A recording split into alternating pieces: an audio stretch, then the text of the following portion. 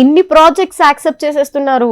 Personal life కి ఏమన్నా time spend చేసే గ్యాప్ దొరుకుతుందా? బికాజ్ కరోనా టైంలో ఓవర్ టైం ఇచ్చేసామేమో రెండు బ్యాలెన్స్ చేస్తున్నానండి.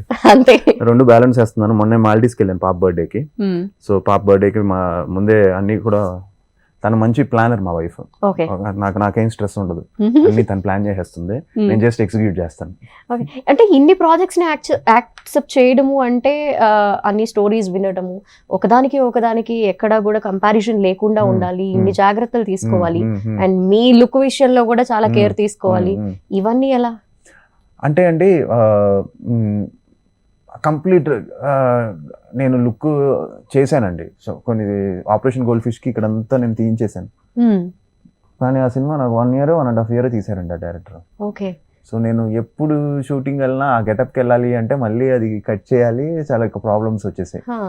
సో ఇట్ ఆల్ డిపెండ్స్ అండి. If you make a film with an actor, you should make sure you getup change అయితే at least 1-2 months లో ఫినిష్ చేసేయాలి, లేదంటే ఇబ్బంది అయిపోతుంది. సో అది. అండ్ నాకు ఇప్పుడు తీస్మార్కాన్లో నాకు కొంచెం లాంగ్ హెయిర్ ఉంటుంది. సో ఇందులో చూస్తే ఒక స్టైల్లో ఉంటాను, తీస్మార్కాన్లో ఇంకో స్టైల్లో ఉంటాను, అమరన్లో మళ్ళీ ఇంకో స్టైల్లో ఉంటుంది. ఇన్ని చేంజెస్ అంటే కష్టం అనిపించట్లేదా ఒకేసారి మార్చుకోవడం? ఇప్పుడు శశిలో చూసారు కదా, మళ్ళీ హెయిర్ కూడా మార్చాను, హెయిర్ మార్చాను, గడ్డం కూడా మార్చాను. ఫస్ట్లీ నేను అబ్జర్వ్ చేసింది మీరు రాగానే అదే కంప్లీట్ చేంజ్ కనిపించింది మీలో అప్పటికి ఇప్పటికి. అండ్ లేదు కొంచెం చప్పి కూడా అయ్యాను లాక్డౌన్ వల్ల.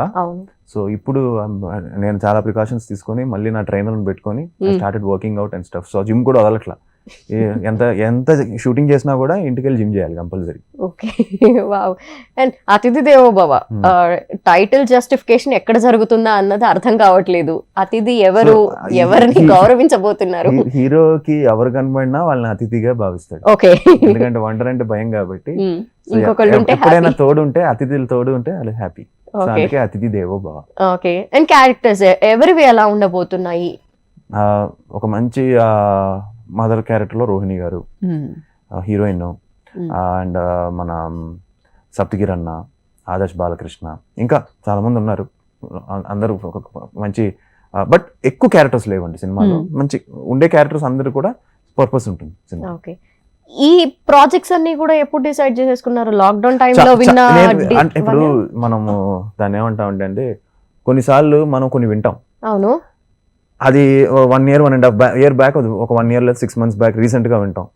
వినిన తర్వాత సినిమా బాగుంది, సబ్జెక్ట్ బాగుంది, మీరు మంచిగా సెటప్ తో రండి, మంచి ప్రొడ్యూసర్స్ తో రండి అని చెప్పి మనం అనుకుంటాం. వాళ్ళు వెళ్ళిపోతారు, సమ్ టైమ్స్ వస్తారు, సమ్ టైమ్స్ రారు.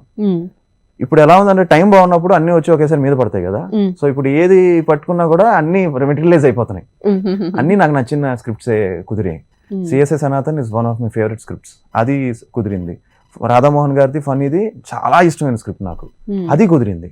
సో ఇప్పుడు అన్ని కుదరడం, వినిన తర్వాత అది నచ్చడం ఒకటి, అది కుదరడం ఒకటి, అన్ని ఒకేసారి వచ్చి ఫెల్ ఇన్ ప్లేస్ అన్నమాట. ఓకే. ఇప్పుడు ఈ మధ్య కాలంలో ఇవన్నీ డెసిషన్ తీసుకున్నవే కానీ లాక్డౌన్ టైంలో తీసుకున్నవేవి కావు. లాక్డౌన్ టైంలో అమరన్ ఒక కథ విన్నాను అంతే, అదొకటి లాక్డౌన్ టైంలో తీసుకున్న డిసిషన్.